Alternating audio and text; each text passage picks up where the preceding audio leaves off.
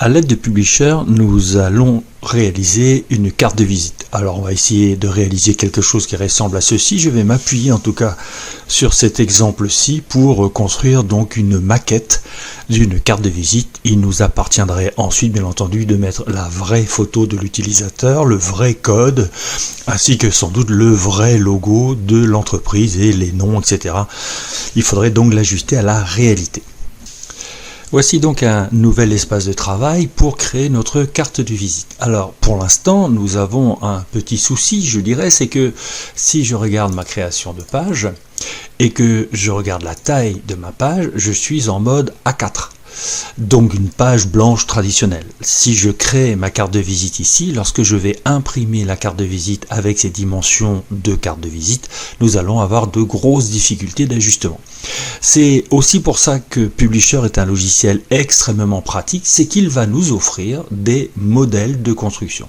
Si j'ouvre changer de modèle, alors moi j'ai travaillé sur un prospectus récemment, donc bien entendu il m'a gardé mon chemin, mais si je demande accueil, j'ai donc ici, je vais agrandir pour qu'on voit bien tous les modèles, j'ai un ensemble de modèles et je vais notamment avoir ici mes cartes de visite, donc parmi les plus populaires. Si je clique là-dedans, j'ai plein de modèles qui sont proposés. Je peux donc choisir celui qui serait finalement le plus proche de ce qui peut m'intéresser. Je vais moi choisir quelque chose de très basique pour commencer. Je pourrais modifier les couleurs, par exemple, si je souhaitais m'inspirer de ce modèle-ci. Le mot couleur pour s'ajuster, je pourrais modifier le logo, ce que j'avais fait ici. Je vais donc me contenter pour l'instant de dire ok, j'ai une carte de visite qui est faite. Ce qui m'intéresse surtout, c'est que finalement maintenant si je vais dans fichier et que je demande à imprimer, qu'est-ce qu'il va me faire? Vous voyez qu'il va me prendre ma page A4 et qui va m'imprimer 2, 4, 6, 8, 10 carte de visite sur un format A4 que je n'aurai donc plus qu'à découper, ce qui est beaucoup plus pratique parce qu'en fait je travaille sur une version on va dire zoomée de ma carte de visite, mais par contre elle sera bien ajustée directement à cette impression. Je vais cliquer sur la flèche pour quitter l'impression et je vais donc me retrouver dans ma carte de visite. Observez que du coup je suis ici par exemple et que j'écris pas du tout dans les tailles traditionnelles évidemment, puisque d'habitude on travaille plutôt sur du 11, 12, voire 13 ou 14 sur une page, alors en taille d'écriture, alors qu'ici on sera bien sûr beaucoup plus réduit, puisque nous allons travailler sur une version zoomée de notre carte de visite. Je vais me contenter de sélectionner tous mes objets, donc je vais en prendre un pour commencer, et je vais faire CTRL, alors j'ai cliqué sur les bords, si je suis dedans, avec le curseur texte, je fais CTRL A, je sélectionne ce qu'il y a dans le cadre. Si je clique sur le bord du cadre et que je fais CTRL A, je sélectionne tous les objets. Je vais faire Supr. Je vais donc me contenter de travailler avec un format de carte de visite, mais je vais maintenant la réaliser complètement personnellement. Donc je vais positionner ce qui va nous servir d'exemple ici. Il vous appartiendra bien entendu d'ajuster un petit peu tout ça. Et si je regarde dans mon exemple, qu'est-ce que je souhaiterais tout d'abord? C'est avoir un certain nombre d'images. Alors j'ai par exemple les deux cercles ici qui vont indiquer que je suis bilingue, français-anglais. J'ai deux façons de faire ceci pour les mettre dans un cercle. Je pourrais commencer par me contenter d'aller chercher mon image. Je prends le drapeau français, je positionne ce drapeau français. Alors ces drapeaux, vous allez les trouver n'importe où sur internet, il n'y a aucun souci avec ça. J'ai ce drapeau, mais il faudrait maintenant que ce drapeau, je lui donne cette forme arrondie. Pour ça, dans format de l'image, j'ai une icône rognée. Si je clique sur le haut, je ne rogne que en fonction, on va dire, d'un espace rectangulaire. Si je clique sur le bas, je peux rogner avec une forme. Je pourrais donc rogner avec un cercle. Et que j'ai un cercle, à moi bien entendu d'ajuster la taille du cercle, voilà, ça c'est vraiment un cercle, et je vais prendre l'image qui est à l'intérieur et je vais la positionner pour qu'elle soit bien positionnée au niveau de mon cercle. Voilà, j'aurai donc quelque chose qui est plus ou moins correct. Ce n'est pas la solution que je préfère adopter, il existe une deuxième façon de faire qui consiste à faire l'inverse, c'est-à-dire je vais faire d'abord le cercle, je vais sélectionner le cercle ici, mais avant de le tracer, je vais enfoncer la touche Shift. Shift, c'est la flèche que vous avez au-dessus de la touche CTRL pour mettre en majuscule. J'enfonce comme ça. Lorsque je fais ma forme, elle est rigoureusement symétrique. J'ai bien un cercle et pas un ovale. Je vais l'attraper comme ceci. Bien entendu, Le contour est bien trop épais. Bon, je vais dire que, je sais pas, mettons, un demi sera largement suffisant. Et je vais remplir ce cercle avec une image. Je vais donc faire un remplissage à l'aide d'une image. Je vais aller chercher les images où je les ai stockées. Je suis donc dans le dossier où j'ai stocké mes images et je vais prendre mon drapeau de la France, je vais l'insérer. Vous voyez que tout de suite, l'image s'adapte à ma forme. Je trouve que c'est beaucoup plus pratique, donc c'est la solution que je vais utiliser ici dans ce tuto. Je vais supprimer celle-ci. Alors, il faudrait que je fasse la même chose avec le drapeau anglais. Je vais me contenter de copier cette forme, CTRL, je le déplace, et je vais modifier tout simplement en format de forme le remplissage. Je vais aller donc chercher mon image. À partir du fichier du drapeau anglais, je l'insère, mon drapeau anglais est dans ma forme. Alors j'aurai besoin de faire la même chose avec les réseaux. Je vais donc avoir besoin de CTRL 1, 2, 3, CTRL 4. Et je vais aller chercher de la même façon, format, mes images. Donc, images, à partir du fichier, je vais avoir besoin de Facebook, remplissage, image, à partir du fichier, Instagram, image, à partir du fichier, j'insère, et je vais avoir une dernière, remplissage, image, à partir du fichier, et ce qui me manque c'est YouTube. Bien. J'ai donc du coup maintenant mes différentes formes. Alors tout ça est bien trop gros. Je vais tout attraper en encadrant avec la souris. Je vais maintenir Shift enfoncé de façon à garder en proportion. Voilà. Et sans doute que ça, ce sera suffisant comme taille. On va voir par la suite ce que ça donne. Alors je vais avoir besoin de positionner tous ces petits éléments là ici en bas. Pour l'instant on va les mettre là. Alors je peux, vous voyez que quand je déplace mes objets, j'ai des repères roses qui apparaissent, qui va me permettre d'aligner rigoureusement mes objets. Je peux également gérer leur écart. Voilà. Je pense que ça va encore être un peu gros. On va donc attraper tout ça, Shift, et je vais réduire encore la taille. Voilà, ça devrait être suffisant. Je vais donc pouvoir déplacer ça avec mes repères roses pour gérer mon alignement. Voilà, et donc ces deux-ci seront l'un à côté de l'autre également. Voilà, donc pour l'instant, j'ai géré cet élément-là. Alors, il se trouve que je vais avoir besoin ici d'une zone de texte qui va séparer un petit peu, vous voyez ça et là. J'ai donc deux séparations, une horizontale et une verticale. Je vais donc gérer tout de suite ça. Alors la séparation verticale, je vais donc accueillir une forme, je vais me contenter de prendre un trait que je vais rendre plus épais. Hein.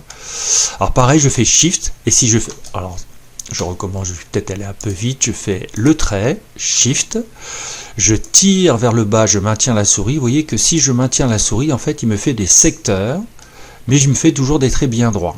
Je vais garder ça comme ceci. Ce sera assez épais, on peut peut-être même quand même épaissir encore un peu le trait, par exemple à 6, trop épais. Pas joli, donc on va mettre peut-être 4, encore épais, restons dans quelque chose de discret. Voilà, on gérera les couleurs par la suite. Je vais avoir besoin d'une bannière mais avec des angles arrondis, donc c'est une forme avec un rectangle avec des angles arrondis. Voilà, il faudra que ça sorte de ma forme ici, donc je vais la sortir de ma zone d'impression. Bien entendu, le contour est bien trop épais. Un demi peut-être sera suffisant. Voilà, et il faudra donc que j'écrive dans cette forme. Alors, bouton droit, je vais ajouter du texte à la forme géométrique. On n'est pas obligé de faire une zone de texte dans n'importe quelle forme on peut écrire. Et j'ai mis conseiller en management sportif.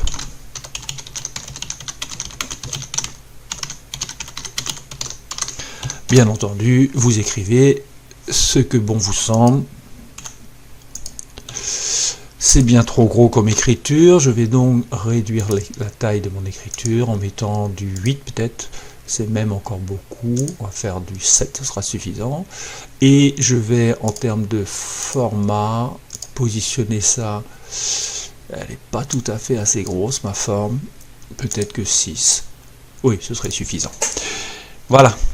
Bien, donc j'ai à peu près positionné mes éléments. Je vais avoir besoin de modifier ici l'écriture, les numéros de téléphone, et je vais avoir besoin ensuite de gérer l'aspect graphique avec ces éléments que l'on a là. Je vais commencer peut-être par créer nos zones de texte. Ici, je vais avoir suivez-moi. Alors, on va décider d'une police de caractère, par exemple, je sais pas, imaginons, tiens, du bleu, ça sera peut-être pas mal. C'est à vous de choisir, bien entendu. Je me rends compte que, bien entendu, la zone est trop petite, avec les, rappelez-vous, hein, les zones rouges indiquent que c'est trop petit, les poignées rouges. Oui, peut-être. Je trouve que ça, c'est encore un peu gros, donc j'attrape. Ah, comment j'ai attrapé? Soit vous encadrez là, vous voyez, tant que le trait noir, j'attrape pas toutes ces poignées, que je n'englobe pas tout l'objet, je peux venir rogner dessus, c'est pas grave, il va prendre que les objets qui sont complètement encadrés.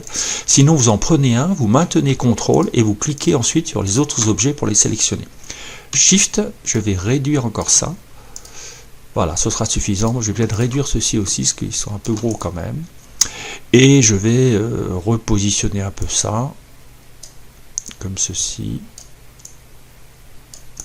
Voilà, ça me paraît plus discret, ça me paraît plus intéressant. Vous voyez que mes repères apparaissent, hein, ce qui m'a permis de centrer rigoureusement dans la hauteur de mes cercles. Le suivez-moi. C'est correct. Alors, je vais maintenant créer, je vais copier celui-ci, je vais le dupliquer, je vais venir le mettre là-haut pour le prénom. Je vais mettre... qu'est-ce que j'ai mis là? Vous écrivez ce que vous voulez, hein. C'est que comme moi j'ai créé un logo avec un panda pour notre exemple, j'avais gardé une sonorité un peu asiatique pour le prénom. Vous faites ce que vous voulez. Alors j'observe par exemple que ici le texte est bien resserré, ce que l'on ne va pas adopter comme solution pour panda ici. Je vais dupliquer le texte avec CTRL, je vais écrire panda en majuscule, panda, mais par contre ce que je vais faire c'est que je vais venir espacer les textes, par exemple très espacés, ce qui va me donner l'impression d'avoir un texte un petit peu différent alors que c'est exactement le même texte mais avec un espace plus large entre les lettres. Voilà, ça c'est pas mal aussi. Et puis maintenant, qu'est-ce qui va nous manquer? Nos zones de texte pour le numéro de téléphone. Donc je vais avoir besoin d'une zone de texte ici. Alors on va mettre un numéro quelconque, hein, 06. Je vais laisser des espaces pour essayer d'aérer un peu. Ça a peu d'importance, 54, voilà, par exemple. Je ne sais pas si j'ai assez de chiffres. Ah, d'accord. Il m'en manque, par exemple. Voilà. Ça, c'est peut-être un peu... Oh, on va le garder comme ça. Non, je vais peut-être le resserrer pour avoir quelque chose de plus condensé. Donc, je vais mettre un rapproché. Voilà, ça fera un chiffre plus condensé, plus sympa. Sur mon mail, par contre, je vais garder la même proposition qu'ici. Donc je vais réécrire... Comment j'ai écrit le prénom? Tianjao. Je ne sais absolument pas si ça existe. Panda. Et moi, j'avais mis... Allez, on va le mettre en Gmail. Par exemple. Bien entendu, il faudra ensuite que vous mettiez votre véritable adresse mail. Je vais quelque chose un peu grand peut-être. Ouais, je vais donc réduire un petit peu ça. Je vais le mettre à 5, ce sera suffisant. Ce qui fait que je vais déplacer bien entendu mon numéro de téléphone que j'aligne sur l'autre. Et je vais le mettre aussi à 5 de façon à harmoniser mes zones de texte que j'ai ici. Et je vais donc dupliquer celle-ci vers le bas de façon à avoir ma localisation.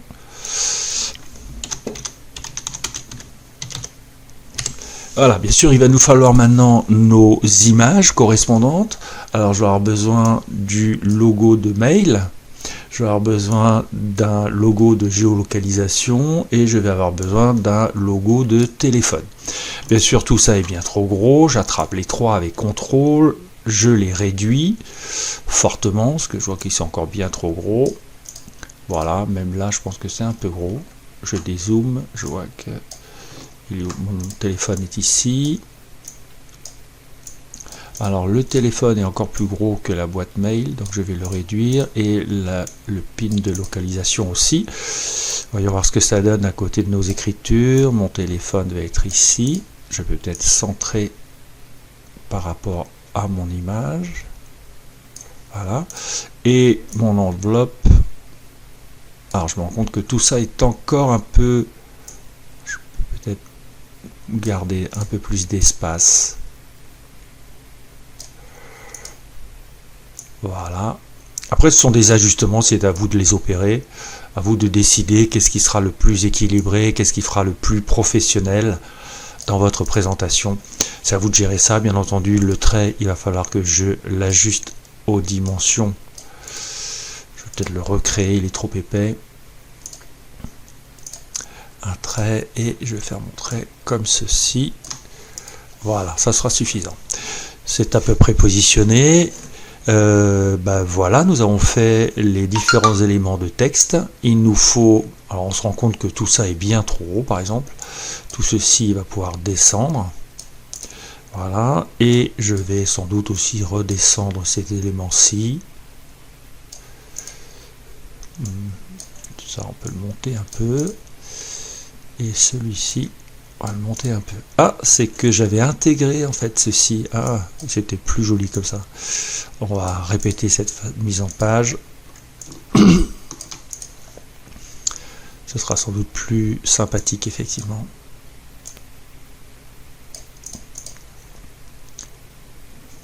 Bien, c'est correct. Ça me semble à peu près correct. Ça, c'est peut-être encore un peu gros. En fait, tout le monde connaît les logos, donc ce qui va me permettre de gagner un peu d'espace dans ma présentation.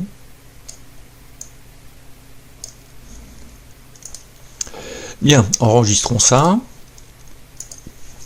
Maintenant, nous allons devoir créer des représentations imagées, un logo et un personnage. Alors pour ça, nous allons utiliser l'IA, puisque l'IA va nous permettre de créer une maquette avec des images qui seront libres de droit. Et nous allons pour cela utiliser une IA qui est sans doute pas la plus performante, mais qui a le mérite d'être totalement gratuite. Nous allons utiliser DeepAI. Alors, je viens de taper deepai.org, enfin DeepAI dans mon navigateur, et je tombe là-dessus. Alors, si vous n'avez pas exactement la même présentation, vérifiez que vous êtes bien en AI Image Generator. Et pour les AI, il va donc falloir que je génère un prompt, autrement dit une commande pour la machine. Mais lorsqu'on gère des images avec une AI, il est important d'abord de décider de la forme qui va sortir, la shape. Autrement dit, nous on est en carré ici, ce qui nous arrange bien, parce que de toute façon c'est bien un carré qu'on veut. On va générer soit un logo, soit une photo d'identité. On va garder ça. Et ensuite, il est toujours, avec les images, indispensable de préciser la forme de l'image, le style de l'image. Par exemple, à la mode Picasso, à la mode gothique, à la mode impressionniste, à la mode manga, enfin comme vous voulez.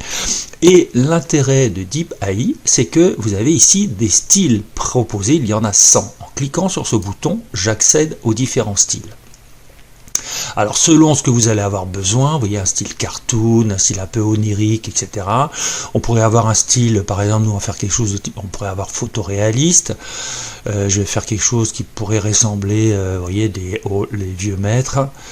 Qu'est-ce qu'on va pouvoir choisir pour que vous voyez? Qu'est-ce que je vais faire? Quelque chose de... Allez, on va choisir un mode manga. Et je vais choisir de faire ma représentation de photo d'identité en mode manga. Je vais demander par exemple une femme avec des lunettes et des cheveux longs. Voilà. Alors, et on va tenter de générer ça. Voyons voir ce que ça nous fait. J'ai donc cliqué sur Generate et il me fait. Pas terrible. On va peut-être changer de modèle parce que visiblement on va choisir, mettons, Voilà, et vous voyez que mon prompt est toujours le même. Je vais donc générer avec ce style d'image-ci. Voyons voir ce qu'il va nous faire. Alors, il me génère mon image. Voilà. Vous voyez, pourquoi pas. Alors, la caractéristique de cette AI génératrice d'images, c'est que comme elle est gratuite, si, vous voyez, j'ai généré une nouvelle image, mais du coup, j'ai perdu la précédente. Il faut prendre l'habitude, avant de générer une nouvelle, si l'image vous intéresse, de stocker l'image à l'aide de ce bouton, donc d'enregistrer les images. De la même façon, vous ne pouvez pas revenir comme d'autres images plus performantes et affiner le prompt. Je peux changer de prompt, mais je perdrai toujours l'historique de ce que j'ai généré. Ça, qu'est-ce qu'on pourrait faire? Une image avec des lunes... Bon, on va garder ça, ça a peu d'importance. Je vais donc enregistrer mon image. Mon image a été enregistrée. Je vais donc aller récupérer mon image que je vais stocker sur mon bureau. Voilà, que je pourrai intégrer ensuite. On va revenir dans Publisher et je vais intégrer mon image. Mais si je garde cette image-ci, vous voyez que je vais être gêné par le fond. Alors, il serait tout à fait possible ici de dire que, par exemple, ce serait sur un arrière-plan gris.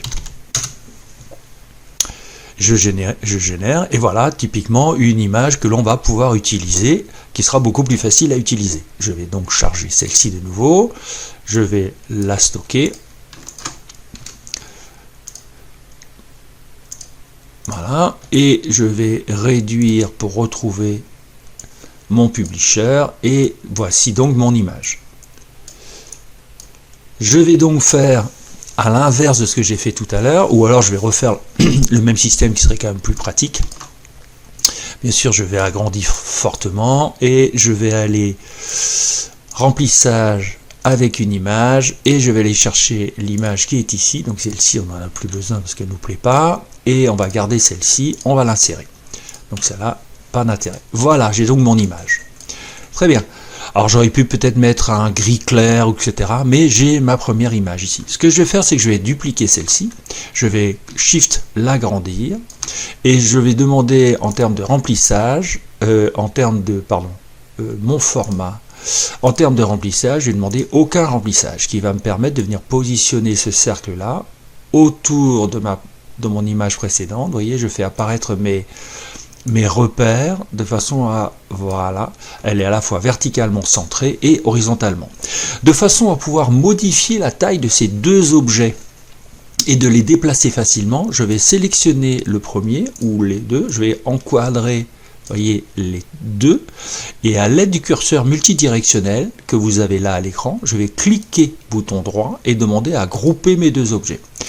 L'intérêt, c'est que maintenant, Shift pour garder les proportions, vous voyez, je peux complètement modifier ça et il va garder les bonnes proportions de mon image. Je vais déplacer celui-ci de ce côté-ci et je vais le mettre à avancer, voilà.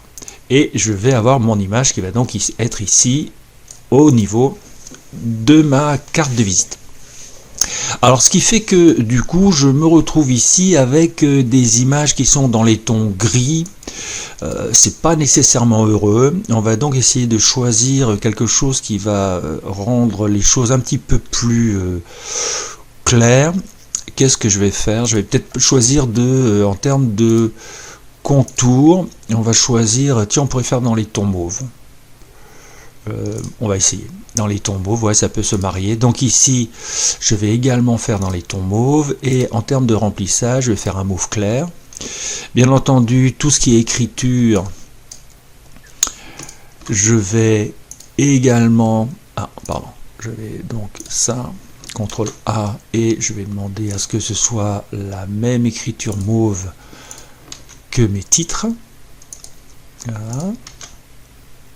Alors comment je m'y prends? Je prends mon objet, CTRL A, je sélectionne le texte et je choisis ensuite de modifier la couleur d'écriture. Voilà, ces représentations-ci, format de l'image, recolorier, je vais colorier avec une couleur peut-être qu'il sera plus facile de le faire une par une. Autre variation, et je vais la mettre comme ceci peut-être, oui. Voilà, recolorier, autre variation comme ceci.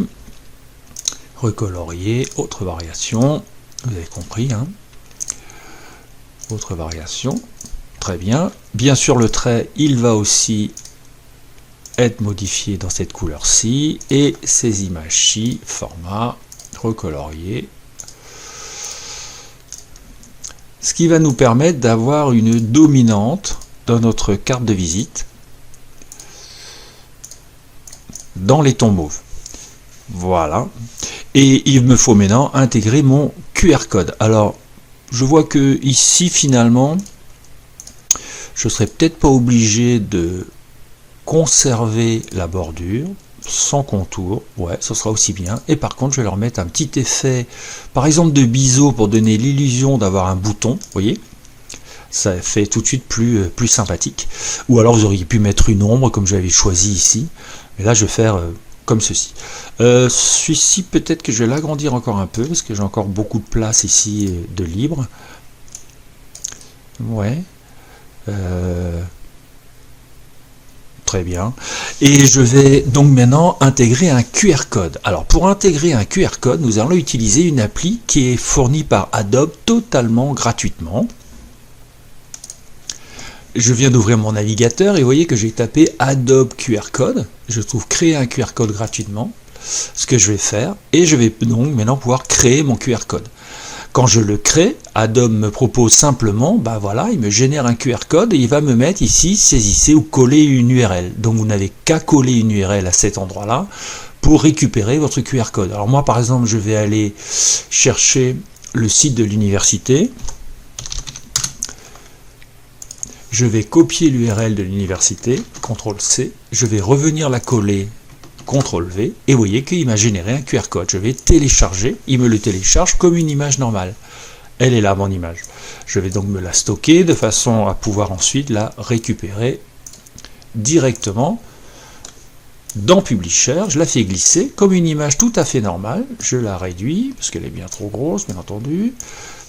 Voilà, par exemple un cheval comme ceci, ça peut être une information très pratique à rajouter. Bien entendu, on va essayer de garder ça dans les thèmes, donc recolorier, et je vais de la même façon, autre variation, mettre dans les mêmes tons que le reste de ma carte de visite. Ah, je vois que ici mes encadrements sont noirs, ce qui n'est quand même pas l'idéal. Mon contour, ma bordure d'image, comme ceci. Voilà, et ça, c'est peut-être pas tout à fait assez propre. Ce que je vais faire, c'est que je vais me refaire un rectangle. Et, hop. Et ce rectangle, bien sûr, je vais dire que je ne veux pas de contour. Je vais le rendre complètement blanc et je vais le faire reculer. Ce qui va me permettre d'avoir quelque chose d'un petit peu plus large, vous voyez, autour de mon QR code. Comme tout à l'heure, je vais attraper les deux objets, alors soit avec CTRL, soit j'encadre. Rappelez-vous que tous les objets qui ne sont pas totalement saisis, voyez, ne seront pas sélectionnés. Quand je lâche, hop, il a bien pris que les objets qui étaient complètement saisis. Bouton droit, je groupe. Voilà, ce qui me permet maintenant d'être libre de déplacer mes objets et de les agrandir comme bon me semble. Parce que ce QR code est quand même important. Peut-être que ceci n'est pas assez gros non plus. Shift, ce qui me permet de déplacer mon QR code. Voilà, on a quelque chose qui commence à être un petit peu plus sympathique. Je ne suis pas trop satisfait de la taille de ces icônes, surtout celle-ci peut-être, qui est un peu trop grosse, ainsi que celle-ci. Voilà, c'est tout de suite mieux. Celui-ci, on peut le réduire un peu aussi. Et ça, à la limite, je vais descendre un petit peu tout ça, pour faire un peu comme une signature, si vous voulez. Voilà, c'est tout de suite plus clair. Non, mais à ce moment-là, il faudrait peut-être que j'aligne ça, que ce soit à peu près centré. Vous voyez, sur l'ensemble de mes objets, et du coup ça, je vais venir me l'aligner avec celui-ci. Ah, c'est tout de suite beaucoup plus sympathique. Et peut-être que ça et ça, je vais pouvoir les resserrer un peu, ainsi que ça, de façon à avoir une forme de bloc, si vous voulez. Il nous reste plus qu'un logo à apposer. Alors ça peut être bien sûr le logo de votre entreprise, etc. Mais nous, on va simuler de la même façon avec DeepAI. Me voici donc à nouveau dans DeepAI. Je vais choisir quelque chose qui ressemble à un style de logo. Alors nous, on va faire quelque chose d'un petit peu cartoon. Donc je vais prendre, bah voilà, 3D cartoon. Et on va essayer de générer quoi, un lapin prend le thé. On va essayer ça, on va bien voir ce qui me fait.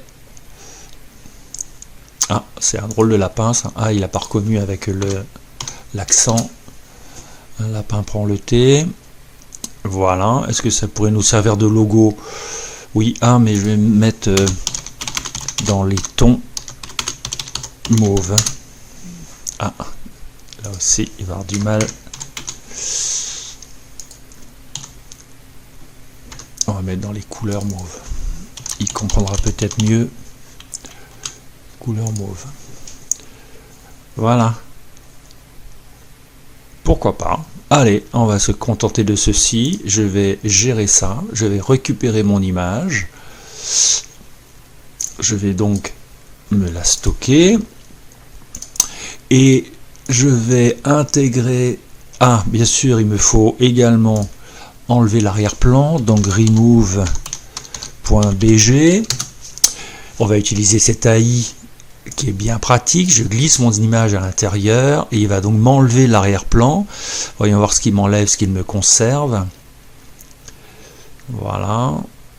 Ben, écoutez, on va se contenter de ça également. Rappelez-vous qu'on pourrait ici, avec la brosse, soit rajouter des éléments, soit en enlever, restaurer des éléments ou en effacer en brossant finalement les morceaux qu'on veut enlever ou conserver. Je vais me contenter de télécharger ça. Comme ça, j'ai ma nouvelle image avec son fond que je vais glisser dans Publisher. Voilà mon petit lapin rose mauve là, que je vais rajouter ici en guise de logo. Ah, il faudrait peut-être quand même que ses oreilles restent à l'intérieur de ma carte de visite. Peut-être qu'on pourrait lui rajouter une ombre, voyons voir ce que ça donne. Avec une ombre, oui, voilà, c'est tout de suite mieux. Ça crée un petit peu de relief dans mon... Voyons voir si je la recolorier, cette image. Recolorier, si je... Autre variation, ceci, ça ferait trop. On va donc rétablir l'image. Non, CTRL Z. Voilà, ça ira plus vite. Et voilà. Du coup, là, nous avons réellement terminé. Oh, peut-être un peu d'ombre ici, parce que c'est pas très très joli. La bordure est trop épaisse déjà pour commencer. Et ensuite, effet d'image, de l'ombre. Voilà, ça aussi, ça rajoute un petit détail. C'est... Voilà, ça me semble plutôt correct. Nous allons rester là.